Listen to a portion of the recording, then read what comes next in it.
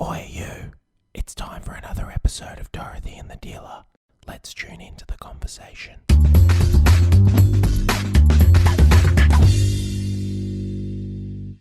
Oh, welcome to our podcast on the law of supply and demand. Oh, people are always asking us about supply and demand. Well, we did another podcast, didn't we? About always asking about the supply and demand.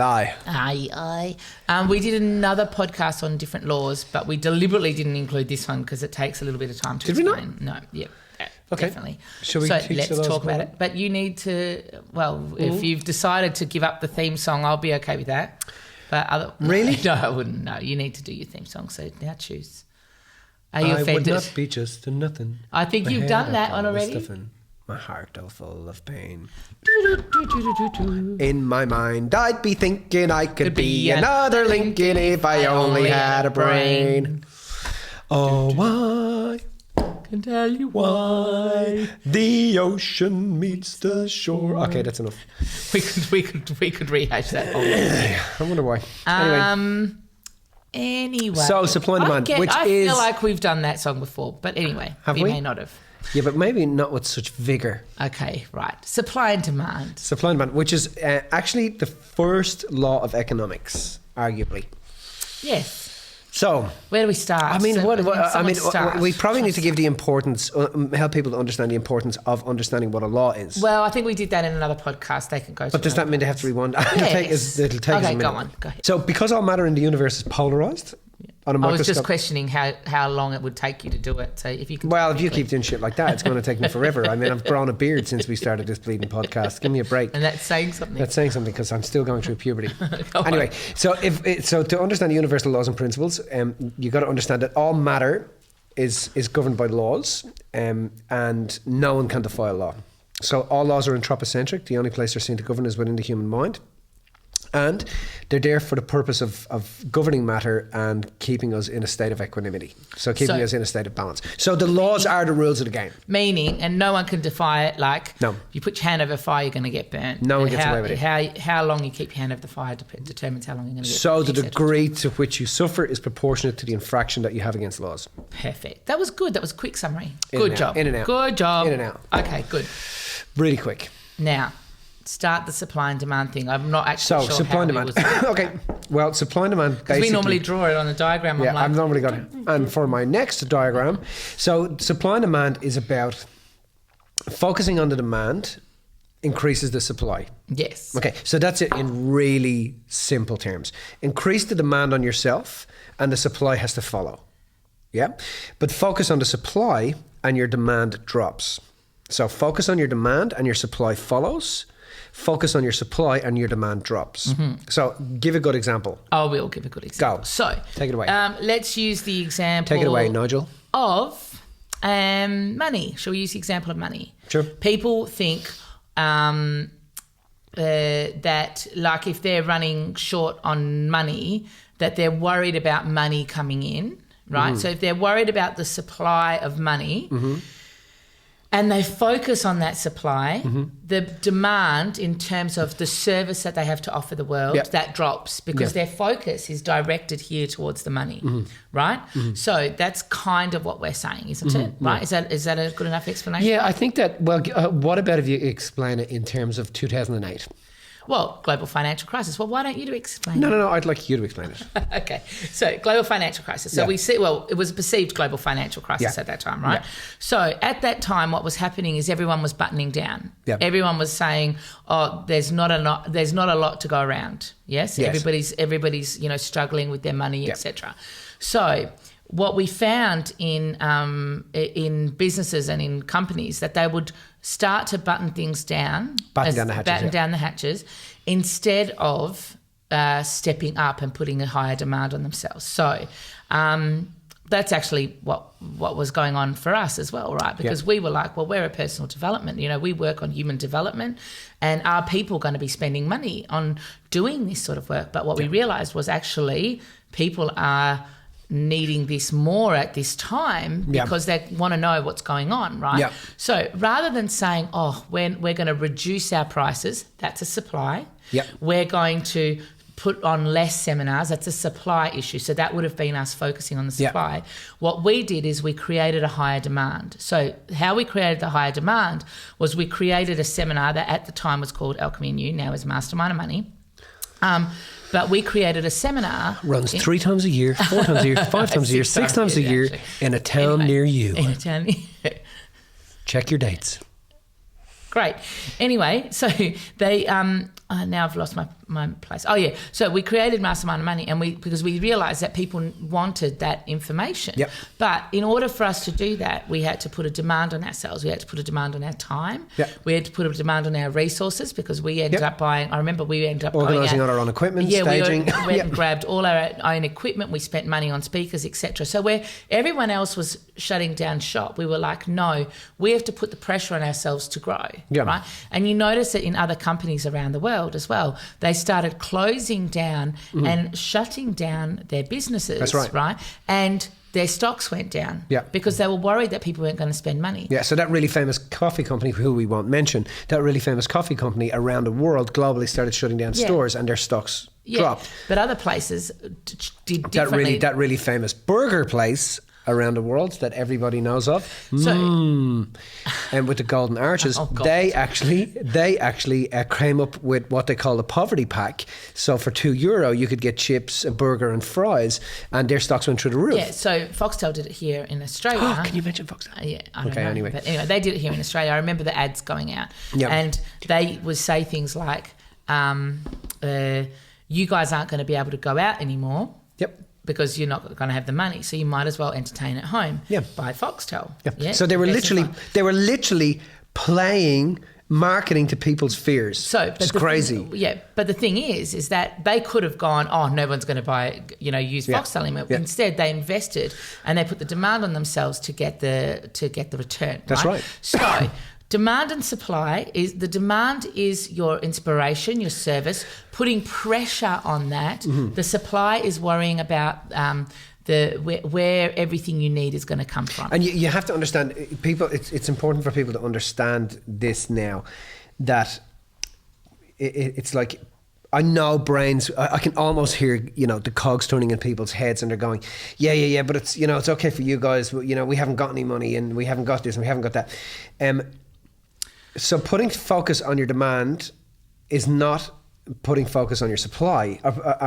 Building your demand is not building your supply. Your supply gets built as a result of the amount of demand you have in yourself. Yes. So it's about doing things like asking yourselves, how can I be more organized? How can I be more diligent? How can I be more focused? How can I be more creative? So that's putting a demand on yourself. So this is evident with people I work with closely in terms of the wealth principles, because because the wealth principles, people mistakenly think that you have to have money in order to make that work. Yes. Actually, it's not. Yeah. It's if you're spending money, you can use the wealth principles, right? Because regardless of how much you earn, because it's all about the organisation that you put into it. Now, when you're organising your finances, you're not worried about where it's coming from. What you're worried about is the demand you're putting on yourself in terms of being organised, being diligent, being focused, right?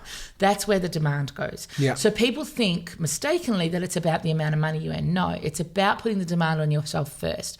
Organise what you've got, and then you'll notice more coming in. That's how our wealth principles work, purely because of this law, the supply and demand. Now, it's important for people to understand that not one human being on the planet gets to escape that law. That does not work for you, but works for the millionaire or the billionaire.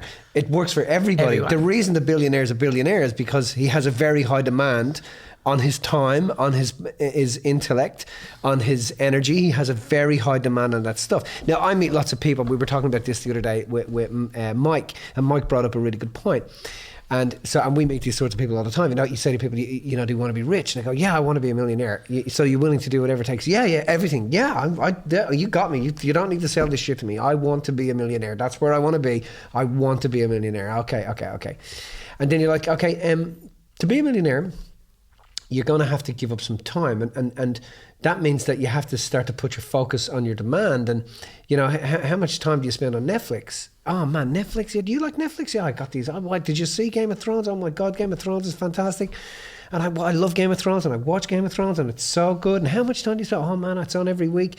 But the reason you're not wealthy is because you're putting your time into that short-term satisfaction stuff in terms of putting a demand on your long-term vision and your intellect, and you're putting your time into actually building what it is that you want. Yeah. It is more important for you to watch Game of Thrones than it is for you to become a millionaire. Right. So let's talk about then. So short-term satisfaction, no matter where you put it, if you put your time and energy into short-term satisfaction, it costs you. If you put your time into a long-term vision, it pays you. Yes, absolutely. So let's talk about the best way to explain that, I feel, is talking about the 5 common ways that people focus on the supply and not put the demand on themselves. And then we should also, just what we're doing is quickly cover debt as well. Right, Very quickly we'll cover it. So there's 5 common ways that people focus on the supply. We call them the 5 sins of supply, right? Meaning that people use these as an excuse and say, when there's the supply of this, then I'll go and live my life. Yeah. Or instead of saying, I'm going to put the demand on these areas. The first area is time, right? So people are like, well, when I've got more time, then I'll go live my life. Or I'm going to do it next time. Yeah. Or I'm going to do it in the future. Yeah. Or I'll do it next week or next month. So time is the way in which they sabotage their wealth. It's not just their wealth, it's their lives. And their relationships and their jobs and their careers. Time. Yeah, time. So what that sounds like is that people are put their time then into low priority things, meaning short-term satisfaction, right? Mm-hmm. So they're saying, no, I don't have enough time to go to the gym, but I've got enough time to spend an hour and a half on Facebook, right? Or I don't have enough time to go and live my life, or I'm going to blame the boss because he's not giving me enough time to, I haven't got time, I've got to work, I've got 3 kids, but they're not putting a pressure on their time. The best example that I often give, and I love this example, is when you're a uni student, right? You got an exam, an assessment or a paper that's due on the Friday, and it's Thursday night, and it's Thursday, and you've planned your night. Yep. You've got everything. Back in my day, we didn't have the Red Bull, we had the coffee and the whatever. So you've got everything set up in order to get your assignment crammed in that night so that you can hand it in on the Friday morning, right? Because you haven't done anything up until that day.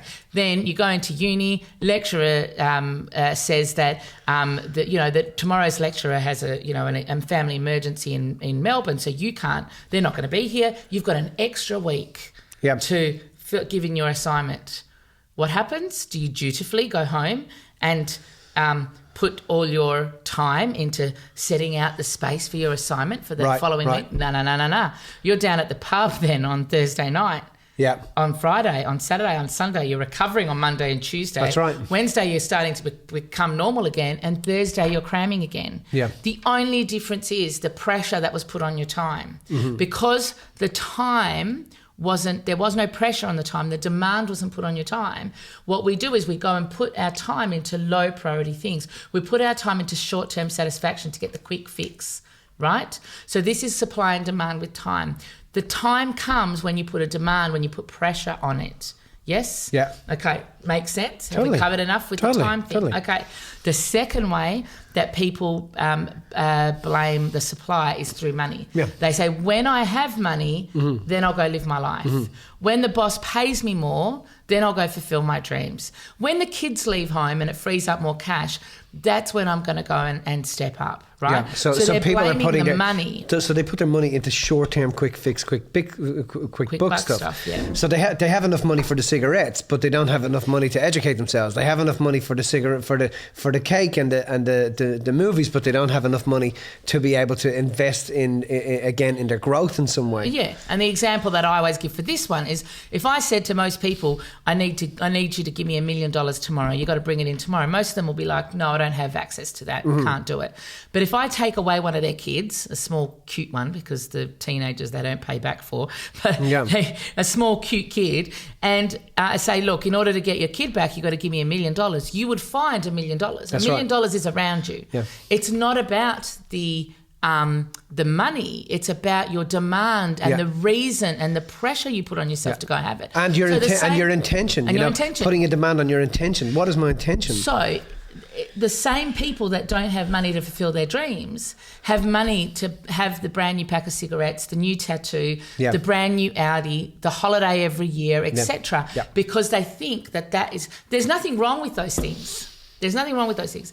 But what happens with those things is if you're using that as your excuse to not go and live and not have that long-term vision, then you're stunting yourself, you're stunting your growth and your movement, right? That's right. So when you put pressure on yourself, if you're using that as your excuse to not go and live your life and to not have a vision, that's when there's a concern, right? So people are waiting for the money to show up, the supply, instead of putting a demand on that. People buy a new house, right? And they think, how am I ever going to pay that back? But they find a way to pay it back because there's the demand on that. They put the pressure on themselves to do it. So that's a law of supply and demand, or one of the ways we stop ourselves with money. The next one is really interesting. Which is surrogacy. Right? And surrogacy is really about where you're blaming other people, another person. When my husband agrees, or my wife agrees, then I will go and do something about my life.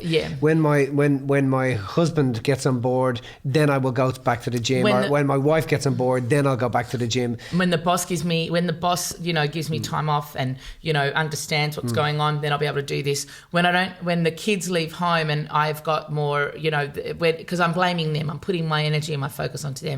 When whatever, it's got to do with another person, and they're saying what I need is the supply of what I need to come from a person as opposed to myself. So but what they're actually don't put any demand on themselves and their own ability to step up. But what they're actually doing is they're taking the guilt of not doing what they love, definitely, and they're handing it onto another person, blaming the husband or the boss or someone else, and they think they're going to have the pleasure of that without the pain of it. So now you give me your shit, I take it over here. How do you transform your life? You don't. I've got I've got the key.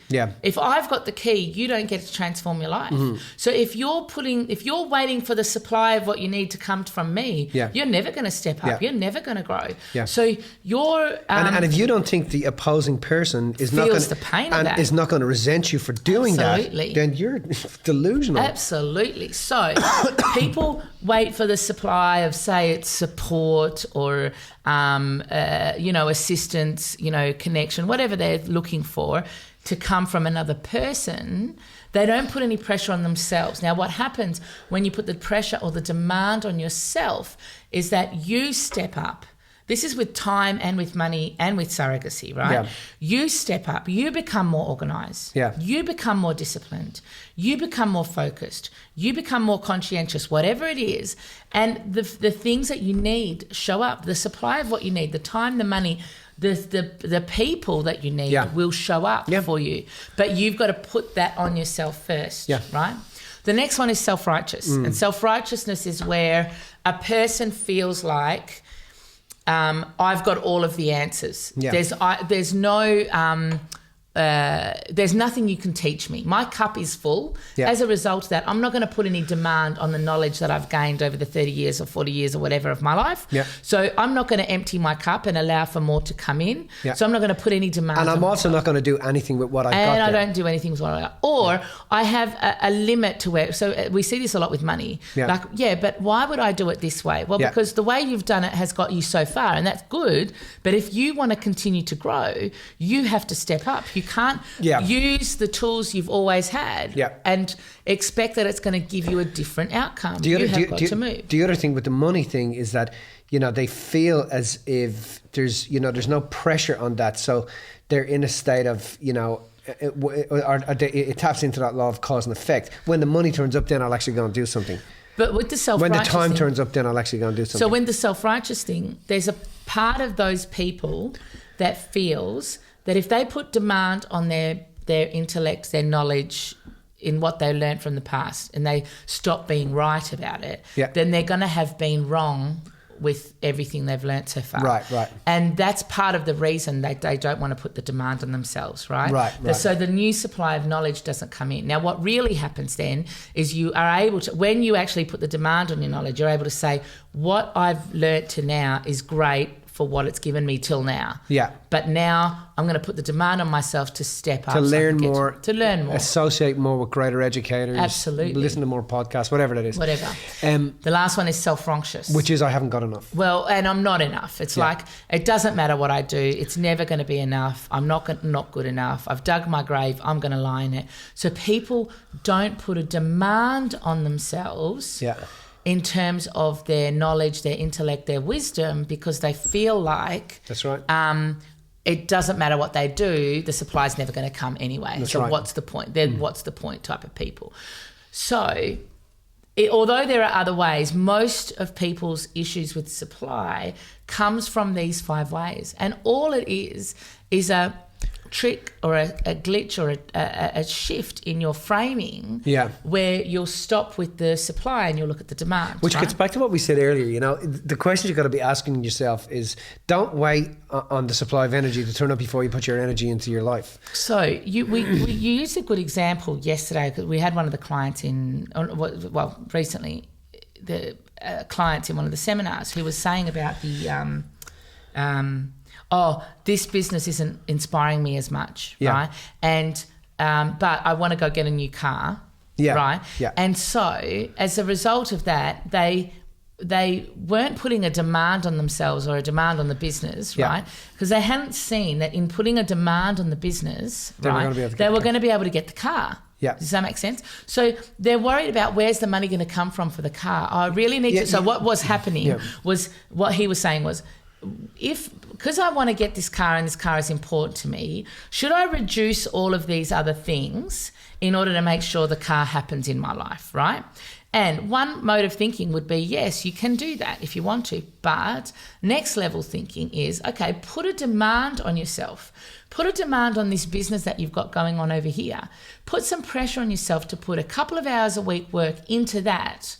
And then that will pay for the car. Yes, that then gives you the supply you're looking for. But we're so focused on trying to find the money or the supply of what we're looking at that we're not putting the pressure on ourselves to step up and to shift. I think it's important to understand there with that particular client is that they had a business that was a cash cow. Yeah, that was giving them cash. So I said to them, so you want to get rid of the business? Yeah, but why don't you just build a business to pay for the car? And he was like, he lit up. I was like, oh my God, I never thought about that. I mean, you're not going to take the cash cow out the back and go, honey, take the cow out the back now and just shoot it. Yeah, we'll eat it. Well, and bring the cow inside. You eat the cow and you run out of cash, and then you've no more cow left. So you're screwed. Your objective is because I think what he was worried about was he was diversifying his mission. But watch, diversifying his mission. When it was like, it's dig one hole, dig it deep and dig it well. So this was just another byproduct of what he was already doing. Yes. So we've got all of that stuff going on in terms of that story with him, in terms of the values and his mission and other things. But in terms of just the supply and demand thing, it's like I can choose to go up to shut down and to take money from other places, or I can choose to step up. That's right. And that's all supply and demand is. Shut down, step up. Yeah. Oh, you said that we must focus on the service and the debt, so we'll cover that as well quickly. So debt is fairly straightforward. Service and debt. Hang on a sec. So if you imagine supply and demand on a graph, and supply is the horizontal axis, demand is the vertical axis, right? Service sits with demand. That's right. Service it aligns with demand, and debt aligns with supply. Correct. Right? So supply and debt are the same thing, demand and service the same thing. Correct. Right? And then if you think that you have a debt of, let's say, $52,000. Now, so when somebody looks at a debt of $52,000, you know, the ordinary layperson would, you know, panic. So the way in which you break that down is you put a bigger demand on the debt. So you look and you say, okay, let's break this debt down now, and we'll divide it by 52, so we get $1,000 a week. So now the $52,000 has gone down to $1,000 a week. So let's say you want to pay this debt off. Yeah, you want to pay it off in a year. Right. So you're putting the demand on yourself to pay the debt off in a year. But, you know, if people look at $52,000 and think, how would I pay it off in a year? But if we break that $52,000 down into $1,000 a week, it's still $52,000, but it's $1,000 a week now. And then we divide it by 5 days a week, so it works out at $200 a day. And then we divide that by 8, which gives us 8 hours of working, 8 hours, a working normal 8 hour working day. And you're now dividing it down into as little as like, you know, $25 or approximately $25 an hour. Now, if you had to get $25 an hour, I'm pretty sure most people could tweak their organisation or their lives to be able to do that, just put a bigger demand on themselves. You can increase that by 1 year, 2 years, 3 years, 4 years, 5 years, and then suddenly you're reducing it down to a very, very low amount that you just have to get per day to be able to pay it off. Right. So the way I use that example, and I'll just change the figure just quickly so to make it easier to use. Let's say it's a $12,000 debt. You want to pay it in a year. It's $1,000 a month, right? $250 a week, right? $50 every working day, and you're a massage therapist, right? Yeah. So if you're a massage therapist and you're worried about the money, would you agree that your clients are going to feel that? Yeah. You're not going to attract people who are excited about getting a massage from you because you're worried about the money, right? So, but if you're a massage therapist and you've only got to earn an extra $50 a day, right? Then how many extra massages a week do you need to provide to people, right? And if the answer to that is like 2.5, well then your service is about how do I inspire people? How do I add more value to people? How do I get new customers in? How can I share this love of massage, etc., with people so that I get that extra 2.5 customers a week? Now, instead of saying, oh my God, I don't have $12,000, how do I inspire more customers and more people to come get massages? That's a totally different energetic conversation you're having with yourself. Therefore, when you're focusing on your service, the debt goes away because then you can focus on how you can add more value. It's the same as putting the demand. How do I add more value? How do I be of service? How am I stepping up? How am I growing? How am I assisting people? When you can do that, the supply of what you need and the supply of what you need follows, therefore the debt goes away. I know that some people are sitting there thinking, but I got a 9-to-5 job. So I'll quickly cover that one as well. The way in which you do that is you think, I can't get $50 a day out of my boss. You can if you think about your boss's values. So your boss's value is bottom line, how much money the company's going to get in at the end of every week. But if you stop and put it into your mind and speak to your boss about how giving him giving you an increase is going to increase the bottom line, you just got to make that link. Give me an increase, it's going to increase the bottom line. You do that and it'll turn up. The point is that everything can work itself out. We've seen it in action. We literally see it every single day. And I've just had in the last few days, 3 people have come to me and said, oh my God, the law of supply and demand works. And I'm like, it works. But you have to put that pressure on yourself first. You have to commit first. If you don't commit, then you aren't invested in it. And as a result of not being invested in it, the supply stays where it is. You can't have your toe in it partly because you're not in. If you're not so invested in your demand, your time has to be invested somewhere. So it goes to the other side, which is your debt. Yes. So regardless, I know we speak a lot about money because people understand money, but whether it's time, money, support, connection, whatever it is you're looking for, if you put a demand on yourself, the supply of everything you need is due to follow. That was a very quick rundown of supply. Yeah, we could talk about but we could talk about it for weeks. But I think that was good. Hope you guys loved it. Yeah. I was going to do that again. Just like awkward. We need to have our own handshake. We should have a handshake.